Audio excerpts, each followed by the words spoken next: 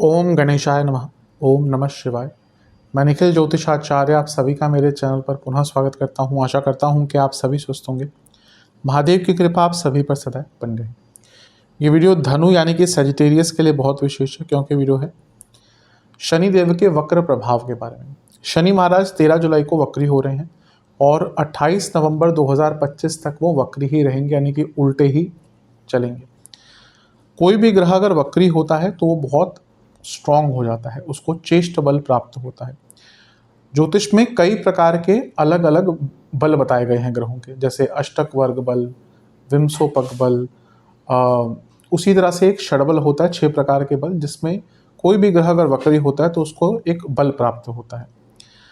पहली बात तो ये क्लियर करना चाहूँगा कि कोई ग्रह वक्री होता है, हम कहते हैं कि वो उल्टा चल रहा है। असली में कोई ग्रह उल्टा नहीं चलता, क्योंकि ज्योतिष एक प्रत्यक्ष शास्त्र है जिसमें हम ऑब्जर्वेशन पे बेस्ड ग्रहों की गति को देखते हैं। जियोसेंट्रिक अप्रोच, यानी कि जिसमें हम भूमि को केंद्रित मानकर अप्रोच चलाते हैं, उसके हिसाब से हमें प्रतीत होता है कि एक ग्रह पीछे की तरफ जा रहा है। इसको रेट्रोग्रेडेशन की थ्योरी कहते हैं। जो फिजिक्स के स्टूडेंट्स हैं या साइंस के स्टूडेंट्स हैं उनको पता होगा। तो ऐसा सच में नहीं होता कि कोई ग्रह उल्टा चलना शुरू कर देगा, लेकिन हाँ, क्योंकि हम ज्योतिष में प्रत्यक्ष शास्त्र को मानते हैं तो ऐसा प्रतीत होता है कि वो ग्रह पीछे की तरफ जाता है। लेकिन प्रभाव वक्री ग्रह का अवश्य होता है, क्योंकि वो चेष्ट बली हो जाता है। हर ग्रह अपने अपने प्रकार से बिहेव करता है जब वक्री होता है। तो शनि ऐसे ग्रह हैं जब वो वक्री होते हैं, क्योंकि वो खुद काल निर्धारक है, कर्म फलदाता है। तो जब वक्री होते हैं तो थोड़ा ठहराव लाते हैं, आपको बोलते हैं, समझाते हैं, जिन चीज़ों से उस टाइम में वो संबंध रखते हैं कि थोड़ा ठहर जाओ, थोड़ा सा पेशेंस रखो और चीज़ों को ऑब्जर्व करो। Pause, sit back and observe, ये 3 शब्द हैं जो शनि अपने वक्र अवस्था में अवश्य आपको समझाते हैं। ऑब्जर्वेशन बहुत बढ़ती है वक्री शनि के टाइम पे। जैसे मैंने कहा, जिन जिन भावों से वो संबंध रखते हैं उन भावों से संबंधित ऑब्जर्वेशन बहुत बढ़ती है। शनि ऑलरेडी एक मंद ग्रह है, और जब वो वक्री होते हैं तो अतीत में व्यक्ति को लेकर जाते हैं, उसको अपनी गलतियों को रियलाइज करवाते हैं और कुछ गलतियों को ठीक करने का मौका भी देते हैं। शनि जब वक्री होते हैं तो अपने आप को पहचानने का मौका देते हैं, अपनी गलतियों को पहचानने का मौका देते हैं। शनि जब वक्री होते हैं तो बली बहुत हो जाते हैं, लेकिन क्योंकि शनि का अपना कारकत्व तो मंदता का है, तो कई कार्यों में डिलेज भी आपके लिए लाएंगे। लेकिन जैसा मैंने कहा कि शनि कभी कभी हमें लगता है कि हमें कष्ट दे रहे हैं, लेकिन वो लंबे टाइम के लिए हमें प्रिपेयर कर रहे होते हैं। तो हो सकता है उन डिलेस के बीच में ही आपके लिए कोई नई अपॉर्चुनिटीज़ भी आ जाए, बहुत कुछ सीखने का अवसर मिलेगा, कर्म के सिद्धांत को समझने का मौका मिलेगा। इसके साथ ही देखें तो बृहस्पति एक और अतिचारी हो रहे हैं, तो शनि वक्री हो रहे हैं। शनि कहाँ? पिछली तरफ जा रहे हैं, पीछे की तरफ जा रहे हैं। और बृहस्पति ये अतिचारी हो रहे हैं, इनकी स्पीड बढ़ रही है। इतनी स्पीड बढ़ रही है कि अक्टूबर में आकर कर्क में आ जाएंगे, अक्टूबर में। वैसे अगर बृहस्पति की नॉर्मल स्पीड होती तो कब आते? वो अगले साल मई जून के आसपास आते, 2026 में। पर अतिचारी होने के कारण वो करीबन 2.5 महीने के लिए आपके अष्टम भाव में आ जाएंगे।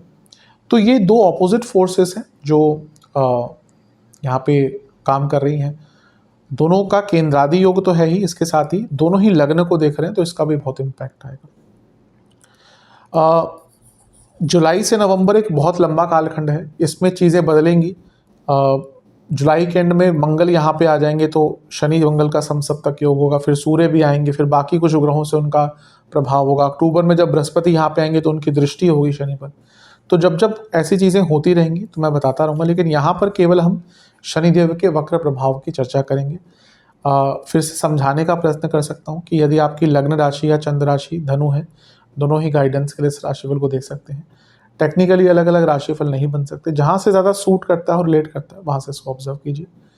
मेरा व्यक्तिगत मत भी हमेशा बताता हूँ कि लग्न से देख सकते हैं, या वहीं से देखना चाहिए। इनकेस नहीं पता तो चंद्र राशि से भी इसको ऑब्जर्व कर सकते हैं। ये आपके ऊपर, आपको कहाँ से ज़्यादा रिलेट करता है। कई लोग मैं जानता हूँ जिनसे बात भी होती है, वो दोनों से ही देखते हैं। उनकी जो लग्न राशि है, चंद्र राशि है, एक बेटर गाइडेंस के लिए वो दोनों से ही देखते हैं। तो मैं हमेशा कहता हूँ ये अलग, बस ये मान के चलिए अलग अलग राशिफल नहीं बन सकते, कहाँ से ज़्यादा रिलेट करता है ये आपको ऑब्जर्व करना है। शुरू करते हैं। सबसे पहले शनि कहाँ बैठे हैं? चौथे भाव में। तो सबसे ज़्यादा प्रभाव तो इसी भाव के संबंधित कारकत्वों से होगा। सबसे पहला, चौथे भाव में शनि वक्री हो रहे हैं, ये टाइम है अपने बारे में सोचने का, यानी कि अपने आप को प्रायोरिटाइज करने का। ये इमोशंस का भाव है, तो अपने इमोशंस, अपनी ज़रूरतें, अपनी इमोशनल रिक्वायरमेंट, अपने आप को प्रायोरिटी आपको बनाना है। क्योंकि अगर आप यहाँ पे भी अपने बारे में नहीं सोच पाए तो कभी भी नहीं सोच पाएंगे, आगे भी नहीं सोच पाएंगे। देखिए कि लोग जो आपके आसपास हैं वो आपको इमोशनली किस प्रकार से प्रभावित करते हैं। जो अच्छे प्रकार से प्रभावित करते हैं उनको अपने पास रखिए, उनसे और निकटतम जाइए। जो आपको इमोशनली तंग करते हैं, आपको इमोशनली अच्छा फील नहीं करवाते, उनको अपने जीवन से दूर कर लीजिए। यानी कि एक प्रकार से इमोशनल लाइफ को क्लियर करने का ये समय आ गया है। शनि केंद्र भाव में है, चौथे भाव में है, और शनि इमोशंस के भाव में है। किसी भी व्यक्ति को आगे बढ़ने के लिए एक इमोशनली स्ट्रॉन्ग व्यक्तित्व चाहिए होता है। तो यहाँ पे आपके पास मौका मिलेगा आपको कि अपने आप को इमोशनली स्ट्रेंथन अप करें और अपने अपलिफ्टमेंट की तरफ जाएं। जैसे मैंने कहा ना कि देखिए कौन व्यक्ति, कौन सी परिस्थिति आपको किस प्रकार से अफेक्ट करती है, उस हिसाब से उनको अपने जीवन में स्थान दीजिए, अपने आप को प्रायोरिटी दीजिए और अपनी इमोशनल हैप्पीनेस पर बहुत ध्यान दीजिए। ये बहुत कम लोग इस चीज़ को समझते हैं कि इमोशनल हैप्पीनेस क्या होती है। जो चीज़ सच में आपको आंतरिक रूप से खुशी देती है, दिखावे के लिए नहीं, दूसरों को खुश करने के लिए नहीं, आपको जो चीज़ खुशी देती है उस चीज़ को और, या उस चीज़ के प्रति और समर्पित अपने आप को कीजिए। ये जो चौथा भाव है ये 10वें भाव से सप्तम है। ये थोड़ा सा आपका वर्क लाइफ बैलेंस बिगाड़ने वाला है। आप देखेंगे कि वर्क लाइफ या तो बहुत ज़्यादा बिजी हो जाएगी तो उसके कारण प्रभाव पड़ेगा, और कुछ लोगों के साथ ये होगा क्योंकि कुंडली पे डिपेंड करता है कि उनकी पर्सनल लाइफ में प्रॉब्लम्स आना शुरू हो जाएंगे, उसका प्रभाव वर्क लाइफ पे पड़ेगा। तो एक वर्क लाइफ बैलेंस आपको बहुत मेंटेन करके चलना है। शनि चौथे घर में आते ही माता जी की सेहत के लिए अच्छा प्रभाव नहीं देते, और अब वक्री भी हो रहे हैं तो माता जी की सेहत पर और भी नेगेटिव इम्पैक्ट इसमें पड़ सकता है।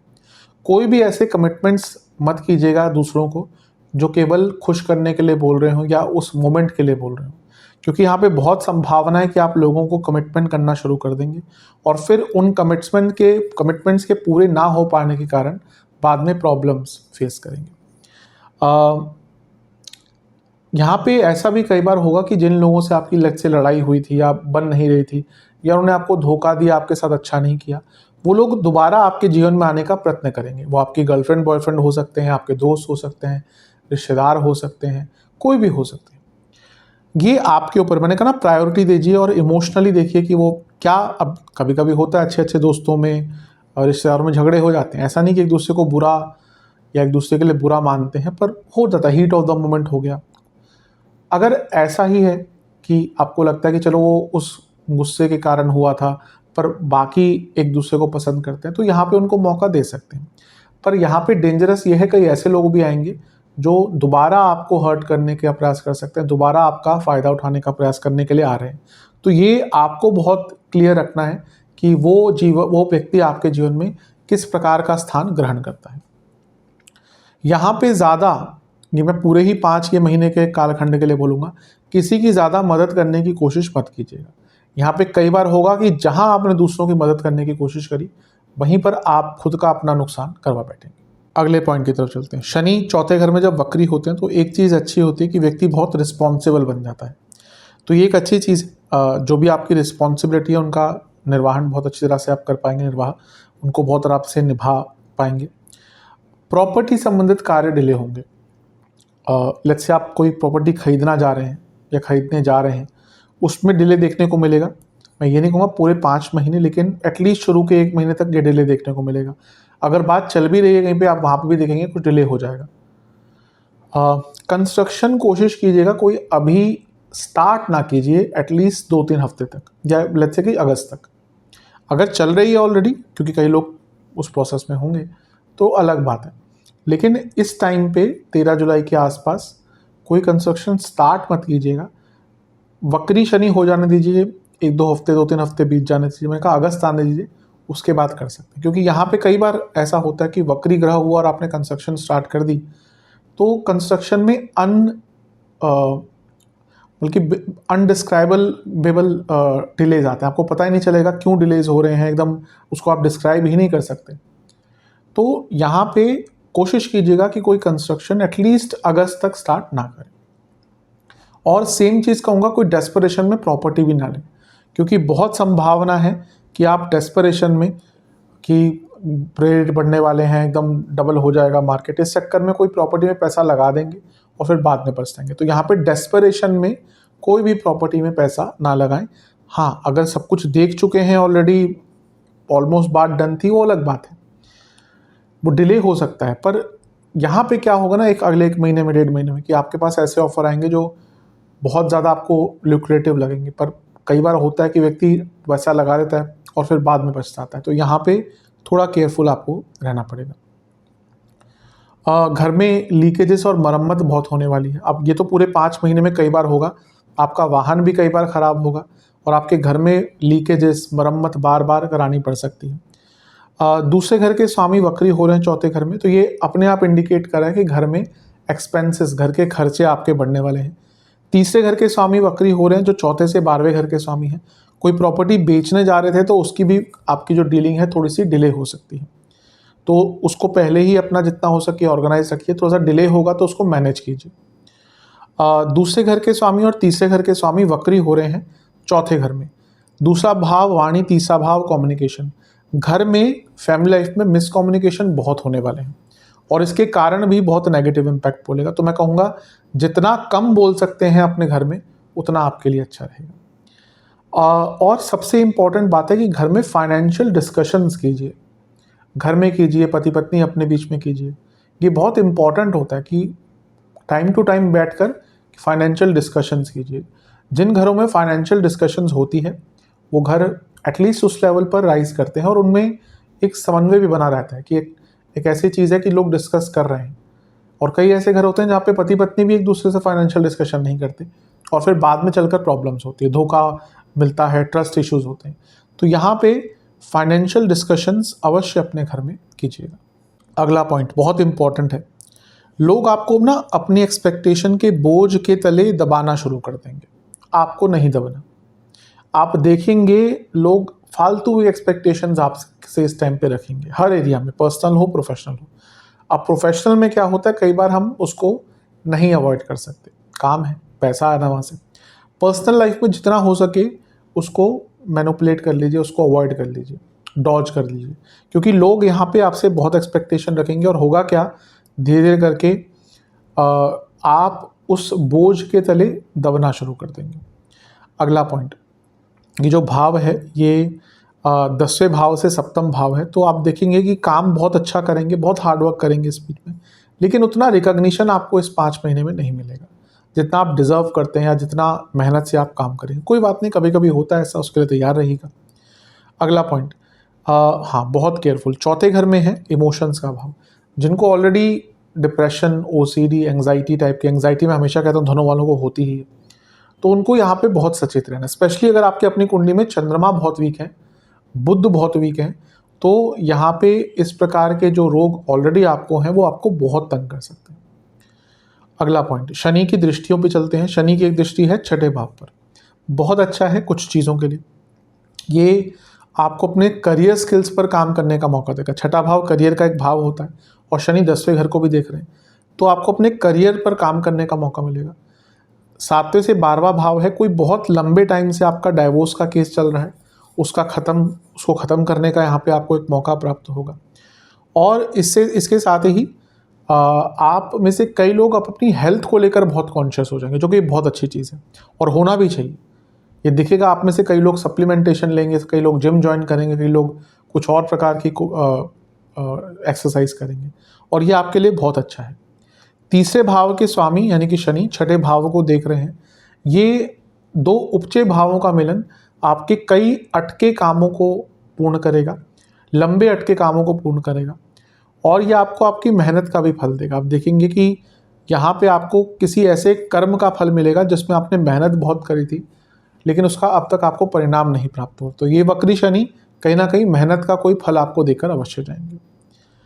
सबसे इंपॉर्टेंट बात है, छठा भाव स्ट्रगल्स का भी है, मेहनत का भी है। शनि मेहनत के कारक हैं, वक्री हो रहे हैं, छठे घर को देख रहे हैं। तो it's time to pause, sit back and observe. बहुत ज़्यादा भी अपने आप को फिजिकली मेंटली एग्जॉस्टेड नहीं कर देना। बैठ के ऑब्जर्व करिएगा कि आसपास चल क्या रहा है, लोग कैसे हैं। ये वो टाइम होता है, जैसे मैंने कहा शनि साल में एक बार वक्री होते हैं, वो टाइम होता है आपको बहुत कुछ रियलाइज करवाने के लिए। तो यहाँ पे कार्य क्षेत्र हो या पर्सनल लाइफ हो, दोनों में ही थोड़ा सा रिलैक्स रह के पॉज लेके ऑब्जर्व कीजिएगा। चलते हैं अगले पॉइंट की तरफ। शनिदेव का एक प्रभाव 10वें घर पर भी होगा, दृष्टि का। ये जैसे मैंने कहा ना कि बर्डन बहुत आने वाला है काम का, पर्सनल लाइफ का, तो उसको लेकर प्रिपेयर्ड रहिएगा। काम डिले भी आपके होंगे तो कोई बात नहीं, अपने आप को वेल मैनेज रखेंगे तो जो डिलेज हैं उनसे भी निकलने का मौका आपको प्राप्त हो जाएगा। क्योंकि कर्म भाव को शनि देख रहे हैं तो यहाँ पे कुछ वर्ड्स मैं उपयोग करूँगा, उनको अपने जीवन में इम्प्लीमेंट करना है। वो वर्ड्स हैं कि रिलैक्स, रीथिंक, रिजुविनेट और रीसेट। कर्म भाव पर शनि की दृष्टि है, लग्न पर भी दृष्टि है, और छठे भाव पर जो आपके एफर्ट्स दिखाता है, तीसरे घर के स्वामी हैं। तो थोड़ा यहाँ पे रिलैक्स रहिए, यहाँ पे अपने आप को रिलैक्स रखिए, रीथिंक कीजिए स्ट्रेटजीज कि आसपास क्या चल रहा है। रिजुविनेट, मेंटल रिजुविनेशन की यहाँ पे ज़्यादा आवश्यकता है। मैं कहूँगा यहाँ पे 5 महीने हैं, इसमें अपने लिए 2 वीकेंड ऐसे निकालिएगा जहाँ पे आप कुछ ना करें, बैठकर केवल आराम से समय को ऑब्जर्व करें। सोचें कि आसपास क्या चल रहा है, सोचें कि क्या आवश्यकता है, सोचें कि कहाँ पे आपको अपनी ऊर्जा को डालना है। सबसे इंपॉर्टेंट यही है कि 10वें घर को देख रहे हैं तो आपको ये देखना पड़ेगा, समझना पड़ेगा कि आपको अपनी ऊर्जा को कहाँ लगाना है ताकि उसका सदुपयोग हो पाए। ये भी बहुत इंपॉर्टेंट है। अगला अच्छा, इसके साथ ही हाँ, 10वें घर को शनि देख रहे हैं तो टॉक्सिक वर्क कल्चर भी होने, और छठे घर को भी देख रहे हैं। ये तो आप मान के चलिएगा कि अगले 5 महीने कार्य क्षेत्र में बहुत टॉक्सिक वर्क कल्चर होता रहेगा, बढ़ता रहेगा जो उसकी इंटेंसिटी है, और कुछ लोग आपके इमेज को भी हार्म करने की कोशिश करेंगे। इसलिए बहुत केयरफुल भी आपको रहना पड़ेगा। अगला पॉइंट, उनकी एक दृष्टि लग्न पर भी है। ये एक स्लो डाउन लाएगी, आप देखेंगे कि आपके कई काम अटकने शुरू हो जाएंगे। लेकिन मैं कहूँगा कि जो कार्य आपके हाथ में ही नहीं है, आपके कंट्रोल में ही नहीं है, उसको या उसके कारण परेशान होने की कोई यहाँ पे आवश्यकता नहीं, क्योंकि यहाँ पे कई बार ऐसा होगा कि काम अटकेंगे जो आपके बिल्कुल हाथ से बाहर है।